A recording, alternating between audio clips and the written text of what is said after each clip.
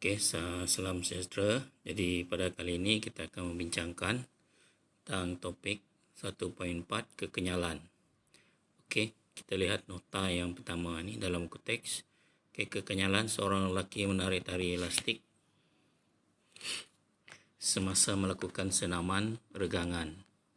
Okey, seperti yang ditunjukkan dalam gambar aja. Kita tengok semasa senaman. Lelaki ini telah meregangkan tali. Dan selepas senaman, dia telah menurunkan tali itu. Kita tengok tali itu menjadi pendek. Semasa regangan, tali menjadi panjang. Jadi, diregangkan. Okey. Kemudian, kita nak menjana idea. 1.8 menjana idea tentang kekenyalan. Kita lihat yang pertama ni. Gambar aja 1.8. Okey, gambar ini menunjukkan satu spring yang dibengkokkan. Okey, spring dibengkokkan. So, dia jadi dalam keadaan bentuk U. Kemudian span. Span bila ditekan, dia akan jadi nipis. Dan bila dilepas, dia akan jadi tebal. Okey. Dan bila kita pulas-pulas span itu, dia akan berubah bentuk. Okey, dan saiznya pun bila kita gulung, dia akan jadi berubah bentuk. Kemudian plastisin. Okey, plastisin letak dalam pada kertas. Okey, bila ditekan, bentuknya akan berubah dan saiznya pun akan berubah. Bila kita picit-picit, tu dia akan berubah. Jadi perbincangan adalah perubahan bentuk dan saiz spring serta span apabila daya dikenakan dan dialihkan. Jadi jawapannya bentuk dan saiz akan berubah. Okey, bentuk dan saiz akan berubah. Dan bincangkan sama ada plastisin dapat kembali kepada asal dan bentuk saiz bentuk asal selepas daya dikenakan. Okey, kalau untuk plastisin bila kita tekan, dia tak dapat kembali ke bentuk asal. Tidak dapat kembali ke bentuk asal. Bila kita panjangkan, dia akan kekal macam itu saja plastisin. Jadi maksudnya di sini plastisin itu tidak kenyal. Manakala span dan spring dia kenyal. Spring bila kita lepaskan, dia akan balik kepada bentuk asal. Itu juga span, dia akan kembali kepada bentuk asal. Okey. Kita tengok. Jadi di sini kita untuk memahami apakah yang dimaksudkan dengan kekenyalan. Jadi kekenyalan ialah sifat bahan yang membolehkan suatu objek kembali ke bentuk dan saiz asalnya selepas daya dikenakan ke atasnya dialihkan. Okey, itu maksud kekenyalan. Maksudnya plastisin ini bukan dalam bentuk kekenyalan, tidak kenyal. Span dan spring dikenyal. Okey, jadi hubungan antara daya dengan pemanjangan spring. Okey, hubungan. Untuk mengkaji hubungan ni kita lihat pada eksperimen 1.1, iaitu daya yang dikenakan ke atas suatu spring mempengaruhi pemanjangan spring itu. Okey, kemudian hipotesis. Maksudnya semakin besar daya yang dikenakan, semakin besar pemanjangan spring. Okey, tujuan menentukan hubungan antara daya dan pemanjangan spring. Okey, pemboleh ubah di sini adalah daya. Dimanipulasi daya sebab daya itu kita ubah. Okey, bergerak balas pemanjangan spring X dan dimalarkan kekerasan spring. Okey, kekerasan spring. Kemudian radas yang diperlukan adalah spring 5 keping pemberat dan 5 keping pemberat berselok 20, 5 keping pemberat berselok 50, pembaris dan 2 kaki litot. Okey, bahan jarum dan plastisin dan benang. Okey. Kemudian prosedur, kita lihat susunan. Okey, gambar rajah ini menunjukkan susunan untuk spring. Okey, susunan untuk spring, kita tengok spring mata mesti berserenjang. Okey, mata berserenjang. Okey, kemudian kita tengok ini pemanjangan spring. Apa dia pemanjangan spring? Jadi pemanjangan spring ialah penambahan panjang apabila daya regangan dikenakan ke atas spring itu. Okey, pemanjangan. Jadi kita tengok ini X. Okey, X ini adalah maksudnya pemanjangan spring. Okey. Kemudian tengok kita turun ke bawah. Okey, jadi pemanjangan spring ialah hasil tolak spring asal, spring yang diregangkan dengan spring asal. Okey, jadi spring yang diregangkan, so ini pemanjangan spring dia. Kemudian okey, kemudian rekodkan. Rekodkan mesti ada jisim, daya, panjang spring dan pemanjangan. Okey, nanti kita akan tengok. Daya, analisis, kita kena plotkan graf. Kita plotkan graf apakah kesimpulan yang dapat dilihat dalam eksperimen ini. Okey, langkah berjaga-jaga yang perlu diambil supaya spring tidak mengalami pemanjangan yang berlebihan. Jadi, kena buat berhati-hati. Jadi spring dia tak boleh melebihi had kenyal. Kalau melebihi had kenyal, spring akan jadi rosak. Okey, adakah graf yang diplotkan merupakan satu garis lurus semua titik? Okey, kalau dia berkadar terus, dia akan dalam satu garisan lurus. Jadi ini kena plot graf dulu baru kita tahu. Okey, kemudian keputusan eksperimen. Jadi ini kita tengok terusnya hukum Hooke. Okey, hukum Hooke. Hukum Hooke menyatakan hukum Hooke menyatakan bahawa pemanjangan suatu spring adalah berkadar terus dengan daya yang bertindak ke atas spring jika tidak melebihi had kenyal spring itu. Okey, jika tidak melebihi had kenyal. Okey, sini kita tengok hubungan dia ditulis sebagai X berkadar songsang dengan F, ataupun F berkadar songsang dengan X, dan merujuk kepada formula bila kita tukar berkadar songsang itu berkadar terus itu, okey, dia akan jadi persamaan yang sama dengan KX, yang mana K itu adalah pemalar, KF sama dengan KX adalah hukum formula yang mematuhi hukum Hooke. Okey, so dalam ini graf kita tengok X. Okey, graf X berkadar terus dengan F. Jadi dalam eksperimen nanti graf kita mesti berkadar terus, ataupun graf dia boleh seperti ini di bawah ni, KF melawan X. So graf ni pun berkadar terus. Okey, kita tengok hukum Hooke. Okey, hukum Hooke berdasarkan graf X melawan X, kecerunan. K adalah kecerunan. Okey, maksudnya di sini K pemalar spring itu adalah merujuk kepada kecerunan graf. Okey, kecerunan graf. Jadi pemalar spring sama dengan kecerunan graf. Okey. Kemudian kita tengok tenaga keupayaan. Okey, tenaga keupayaan. Kita lihat tenaga keupayaan spring. Tenaga keupayaan kenyal adalah sama dengan luas di bawah graf F melawan X. Okey, luas di bawah graf F melawan X. Kita tengok formula ni. Fx. Okey, 1/2 Fx. Okey, gantikan F dengan sama dengan Kx, maka kita dapat keupayaan kenyal, tenaga keupayaan kenyal dari 1/2 Kx kuasa 2. Ini tenaga keupayaan kenyal. Okey. I sama dengan Kx kuasa 2. Ini penting. Ingat. Okey.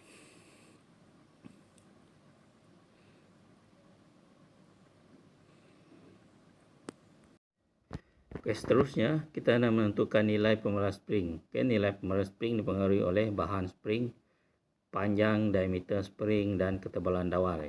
Okey, ada beberapa faktor yang mempengaruhi nilai pemalar spring. Okey, di sini kita boleh lihat. Okey, bahan spring. Okey, bahan spring. bahan spring kita adalah dia akan berubah. Bahan berlainan. Bahan berlainan, kesan ke atas nilai pemalar berubah mengikut jenis bahan.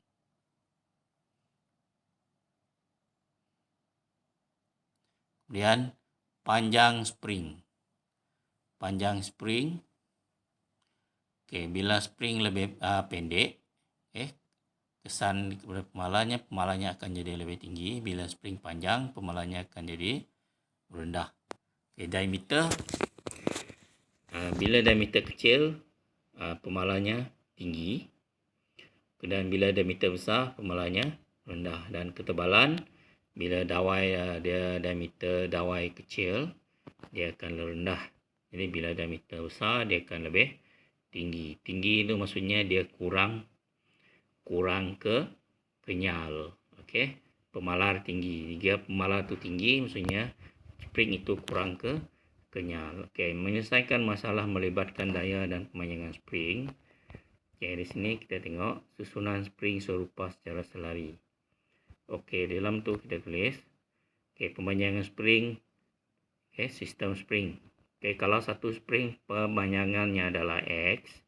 Jadi kalau ada dua spring, maksudnya dia ada 2X.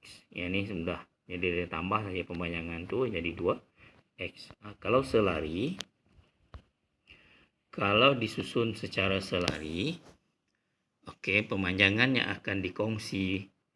Dikongsi. Kalau ditarik oleh satu daya. Contoh kalau pemanjangan untuk satu spring adalah 6. Jadi kalau ada 2 spring, maksudnya 6 bagi 2. Sebab dia dikongsi oleh 2 spring ini. Sebab itu ini X bagi 2. So daya regengan. Kemudian contoh. Contoh sini kita bagi soalan A. Suatu spring dengan panjang asal 50 mm memanjang sebanyak 6 mm apabila diregangkan oleh daya 12 Newton. Hitungkan pemanjangan spring itu. Tengok hitungkan pemanjangan spring itu. Sini kita tengok. P dan Q disambung secara bersiri. Susunan A. Dalam susunan A, maksudnya dalam susunan A itu kita akan dapat pemalar spring. Jadi hitungkan pemalar spring. Pemanjangan, maksudnya panjang asal. Jadi F dia 12, pemanjangannya adalah 6. X nya 6, maka dalam formula ni kita tengok F sama dengan jadi F sama dengan KX. Jadi di sini kita dapat kira pemalar springnya adalah 12 bagi 6, iaitu 2 Newton per milimeter. Kemudian untuk soalan seterusnya, susunan spring. Susunan spring itu tegangan untuk satu spring adalah 12. Yang ini tegangan ini adalah 12. Spring itu mengalami tegangan 12. Kemudian setiap pemanjangan spring. Setiap pemanjangan spring itu kita akan bahagi. Dia akan bahagi. Maksudnya pemanjangan dia akan bahagi 6. Jadi pemanjangan sistem 6 tambah 6, 12. Kemudian jumlah panjang. Jumlah panjang spring itu adalah 50 tambah dengan 12 pemanjangan jadi 112. Susunan B. 2 spring selari. Tegangan ini. Tengok tegangan sama dengan 12 bagi 2, 6. Jadi di sini kita tengok 12 bagi 2, 6. Maksudnya di sini pemanjangan tegangan dia 12. 12 kena bahagi dengan 2. Maksudnya satu spring ada 6. Kemudian pemanjangannya satu spring pemanjangan sepatutnya ada 6, tapi dia kongsi, makanya kita bahagi 2. bahagi 2 jadi 3. Kemudian penyangan sistem dia hanya 3 saja. Ya. Kemudian 50 tambah 3 jadi 1 saja. Kemudian kalau dia ya ni ada 2 case, kita pertimbangkan yang panjang dulu, yang ni dulu. V ni dengan W kita panjangkan. Okey, tengok.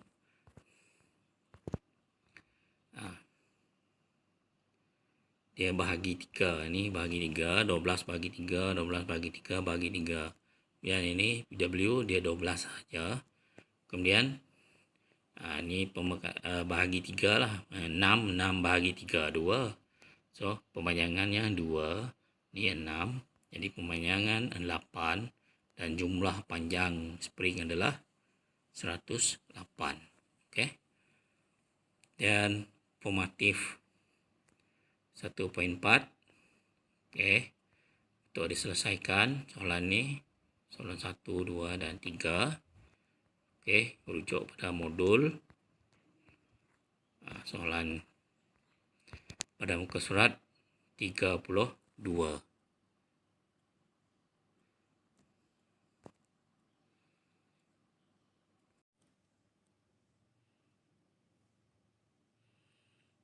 Praktis formatif 1.4. Okey, untuk soalan 1 dan soalan 2. Okey, hukum menyatakan pemanjangan. Kemudian cari kecerunan graf dan hitungkan tenaga keupayaan. Dan untuk soalan 3, spring. Okey, cari soalan A, soalan B.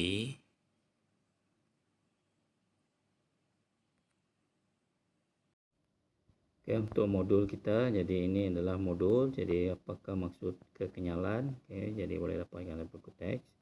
Aktiviti 1.8, jadi sudah bincang tadi. Okey, hukum Hooke menyatakan bahawa, kemudian formula yang diperlukan ialah hubungan ini. Apakah formula hukum Hooke? Okey, boleh again berdasarkan dalam buku teks. Okey, gambar rajah 1.4, gambar rajah 1.5. Okey.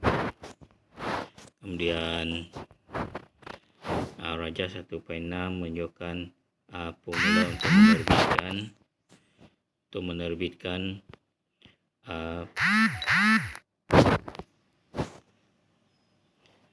formula tenaga keupayaan kenyal daripada luas di bawah graf melawan pemanjangan spring. Okey. Diisikan. Kemudian kita lihat aktiviti 1.9.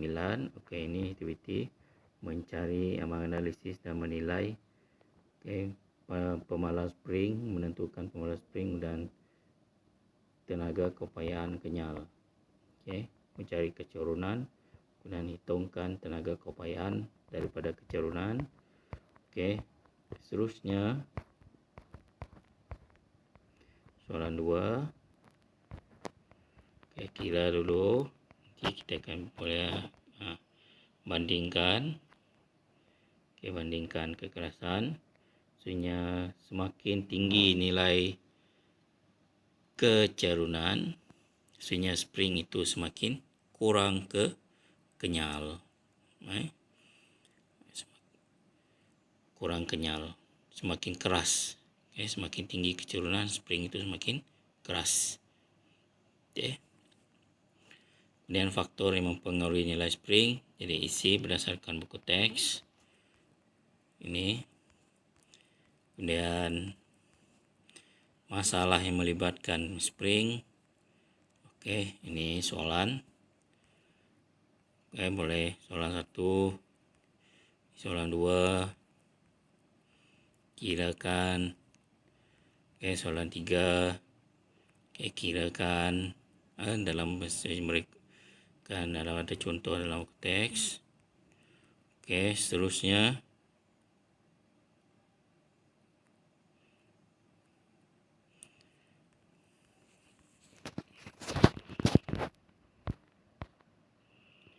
Oke, ini adalah cadangan jawapan untuk spring. Okay, soalan 1, soalan 2, soalan 2.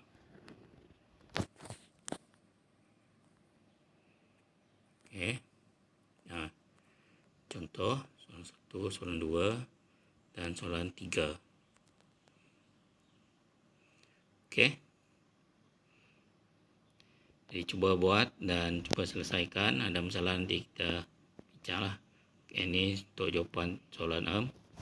Soalan 4. Okay, pemanjangan soalan 4.